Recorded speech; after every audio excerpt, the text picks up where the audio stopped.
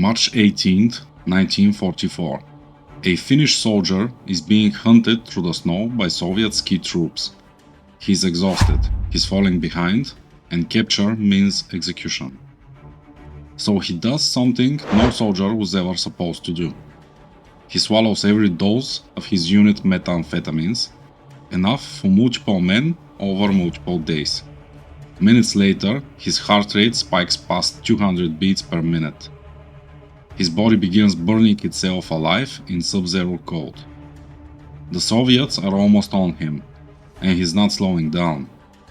What happens next pushes his body past human limits, and nearly kills him in ways he couldn't control.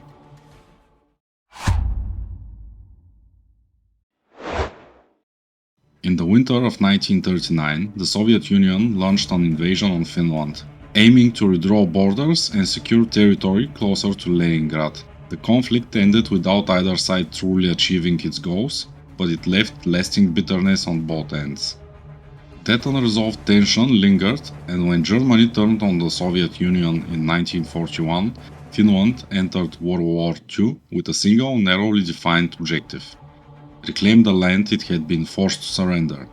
Its cooperation with Nazi Germany was not driven by shared ideology.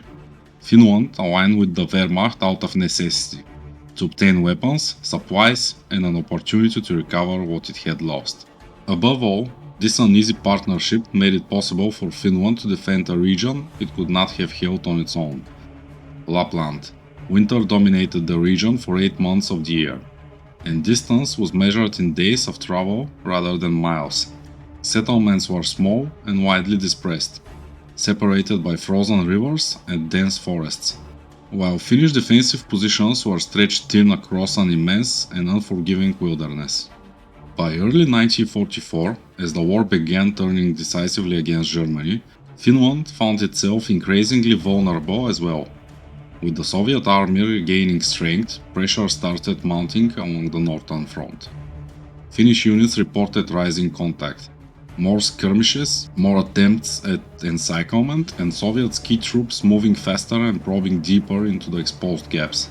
With High Command desperate for accurate intelligence on the growing build-up, Finnish reconnaissance patrols were deployed more frequently and left in the field for longer stretches, even as the danger of being cut off increased with every mission. By that spring, Aimo Koivunen had emerged as one of the strongest cross-country skiers in section Patsal, hardened by more than 2 years of continuous combat in Finland's war.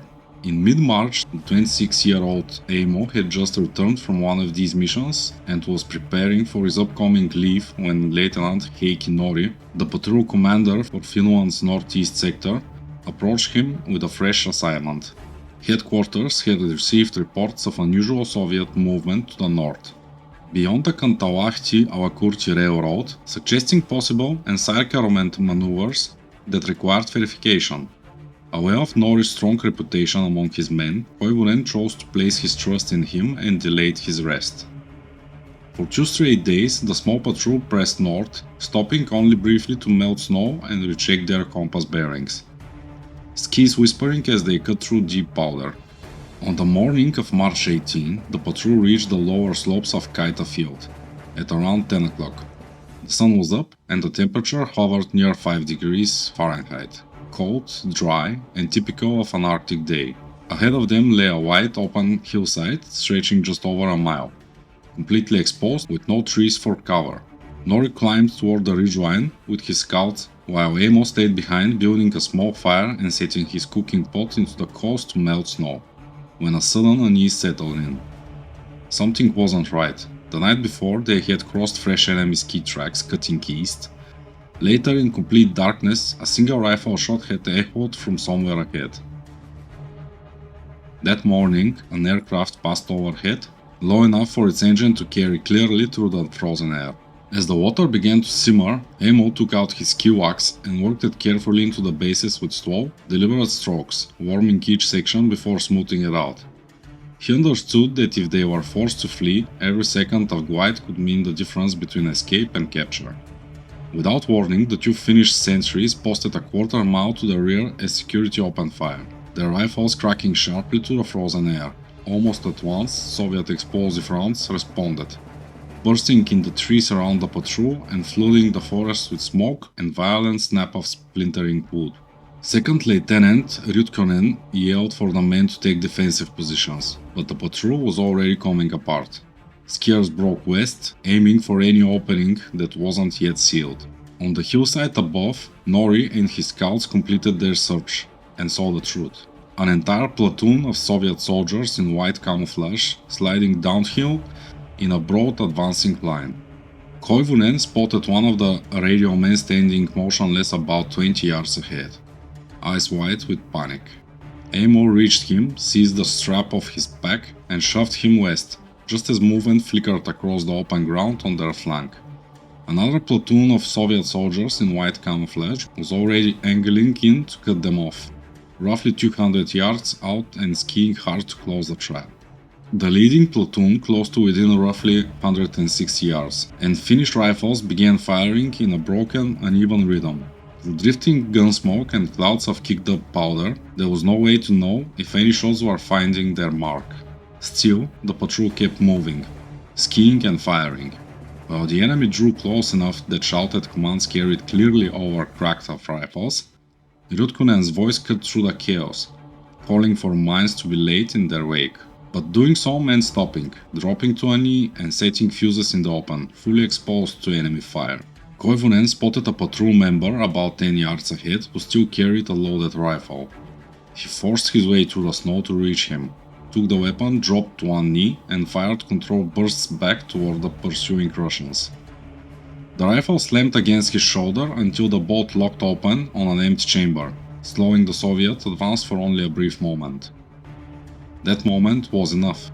Under the covering fire, another soldier managed to pull out the mines. His finger clumsy in the code as he set the charges along the Finnish ski track before scrambling forward to rejoin the others. Desperation crept in. One of the Finns shouted to forget the mines and just ski faster, while others shouted back that no one could break trail through knee-deep powder at the pace. A rear guard was the only way to buy time. But with a full Soviet platoon pressing behind them, possibly more, and only 2 Finnish riflemen left to hold the rear with ammunition running low. The patrol needed someone strong enough to take the front. Someone who could break trail faster, carve a path through deep snow, and give the rest a chance to escape. Someone like Finland's best cross-country skier. Driven by fear and anger alone, Aimo Koivunen moved to the head of the column and began breaking trail, forcing his legs to drive harder with every stride as the others followed in his track. As his speed increased, minutes blurred together and fire spread through his thighs. Behind him, the gunfire never stopped, voices shouting for him to go faster, but Aimo's vision was already darkening at the edges. His muscles trembled as strength drained faster than his body could replace it. No one had eaten since making camp that morning, and hours of fighting had burned through every remaining reserve. Even so, the men kept shouting, doing everything they could to keep Koivunen awake and moving. Then it came to him. The Pervitin, in the front pockets of his jacket, sat a small bottle of white methamphetamine tablets, issued to soldiers across all fronts to keep them awake and moving. He reached for the pills, but the thick winter mittens made his finger clumsy. He meant to take just one, yet the motion set several spilling into his gloved hand, then tumbling into the snow. Without stopping to think, he raised the bottle to his mouth and swallowed the patrol's entire supply in a single motion. The drug surged through his system like electricity.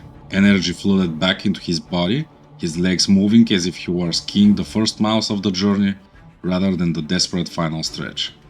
Then the world around him began to change. Trees warped and twisted, and his grip on consciousness started to slip. Just as Koivunen's less clear thought surfaced, he had made a catastrophic mistake.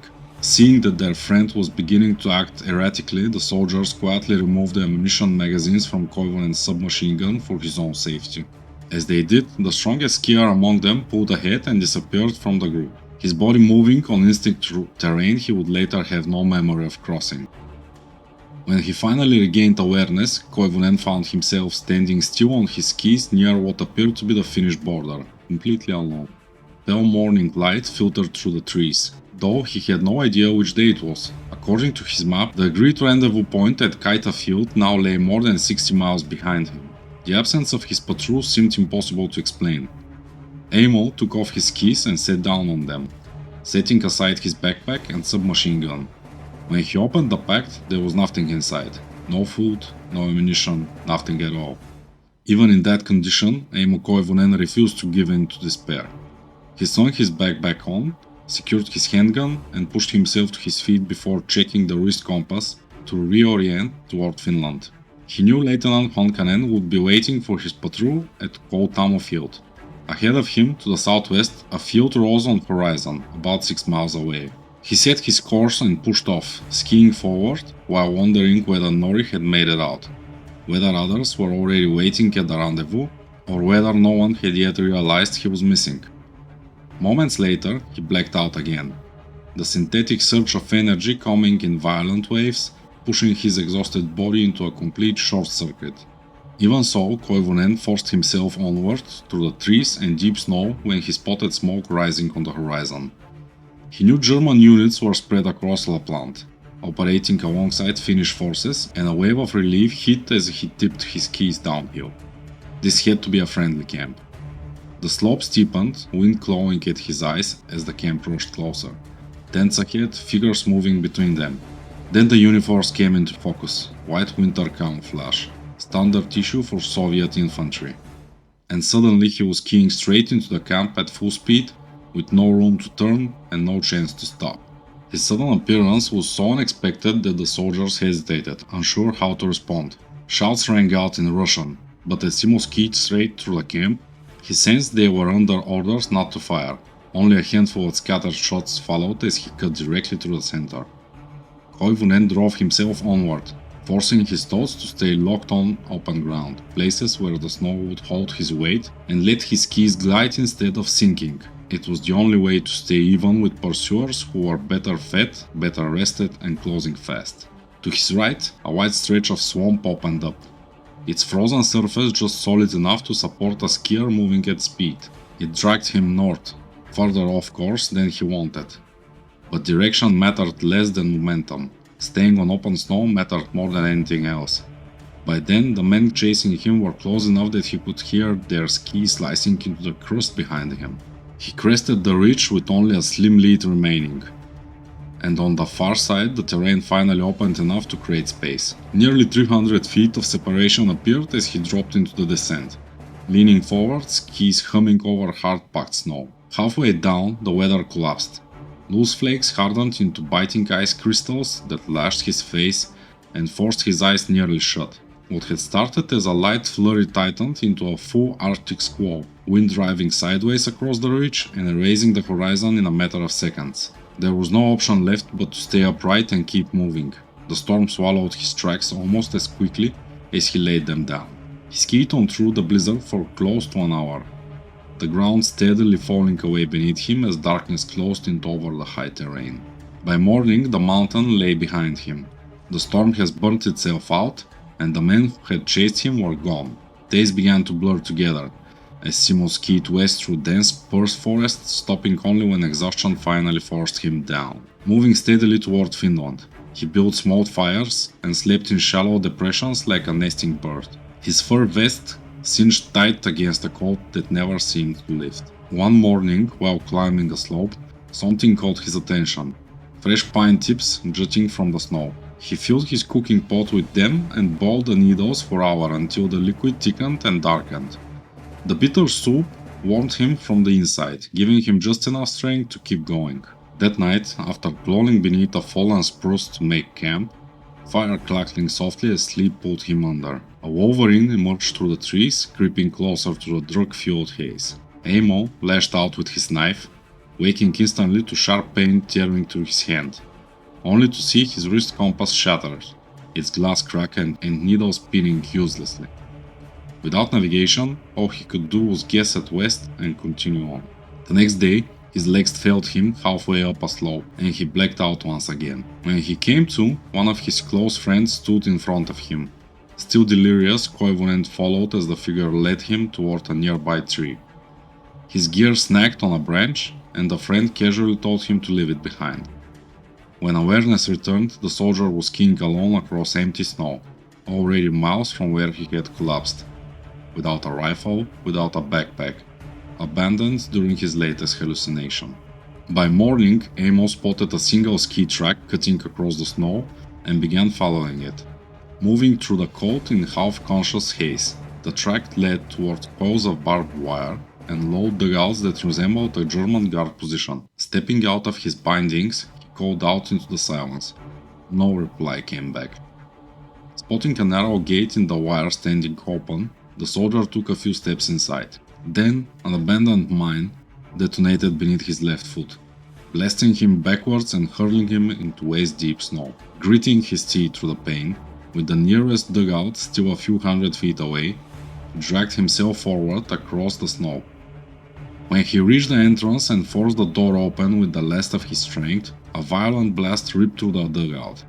His eyes burned and his winter clothing had been shredded by the explosion. He tore a strip from his undershirt, bound his injured foot as best he could, pulled his remaining sock over the dressing, and lowered himself into a shallow hollow. There, he built a tiny fire between his knees, melted snow in a tin can to drink, and then slipped into a brief, exhausted sleep. The crack of gunfire tore him awake once more. Instinctively, the Finn grabbed a German landmine and held it close, resolved that the Russians would not take him alive. Later that day, a Finnish patrol moved cautiously through the abandoned German fortifications, probing for survivors and marking mine positions. When the men heard a voice calling out from ahead, weak but unmistakably Finnish, they shouted back that they would bring a sledge. But when Aimo Koivunen identified himself and pleaded for help, the answer changed. Their own sergeant has just triggered a mine and needed to be evacuated first. With no other option, he stayed where he was, waking only when hunger became unbearable before slipping back into unconsciousness. At some point, enough strength returned for him to sit up and take in his surroundings. A Siberian jail landed nearby, no more than 3 feet away. The holy bird of Lapland, close enough to reach. Moving his ski pole slowly, afraid the bird would take flight at any second, Koivunen struck with the last of his strength and then ate the entire animal in one sitting. Weeks later, he woke to the sound of an aircraft overhead. He slid his fur hat onto the end of his ski pole and waved with everything he had left, but the German plane circled once before turning away toward an airstrip. Suddenly, Finnish voices rang out across the minefield, loud enough to pull him from the shallow depression. When he heard his own name, he wasn't sure whether it was another cruel hallucination or real soldiers finally searching for him. Aimo screamed back at the top of his lungs and lay still as the team carefully cleared the surrounding mines. Nearly an hour later, bullets crunched through the snow to the edge of his shelter. The soldiers told Koivunen to stand. When he couldn't, they lifted his broken body onto a sledge. Within minutes, he was loaded onto a horse-drawn sledge and carried toward a hospital, his consciousness fading as the journey slipped past without him fully aware of it. At 2 a.m. on April 1st, the sledge arrived at the field hospital in Sala, a Finnish town in Lapland, close to the Soviet border. After Lieutenant Nori reached Finnish lines, the shaken patrol leader reported that 2 men from his unit had failed to return. The emergency notice moved up through headquarters and onto a nearby German air detachment, which dispatched a flight along the most likely withdrawal roads. According to official calculations by the Finnish Ranger Battalion, Aimo Koivunen and the rest of Section Paatsaus ski patrol departed Kaita Field on March 18th, meaning Koivunen survived a total of 14 days completely alone in the remote Finnish wilderness. Although the positions where he was found lay roughly 30 miles north of Sala, the actual distance he covered on skis, factoring in the detour north into the storm and the wandering paths taken while hallucinating, exceeded 250 miles. Air temperatures in the area during the previous week, as Koivunen lay wounded in the trench, ranged between -20 and -30 degrees Celsius. Medical staff later reported that he endured it all with a heart rate exceeding 200 beats per minute, and a body weight reduced to just 94 pounds. His body driven forward by methamphetamine. In the entire war, Aimo Koivunen remained the only documented case of surviving a massive Pervitin overdose. Aimo Koivunen's story wasn't unique because it was heroic. It was unique because it should have been impossible.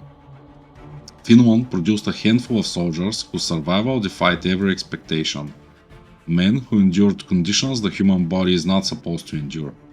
One of them was a lone sniper who fought an entire war in sub-zero forests, outnumbered, wounded, hunted, and survived. Simo Heiha, the White Dead. His story is already in the unknown files.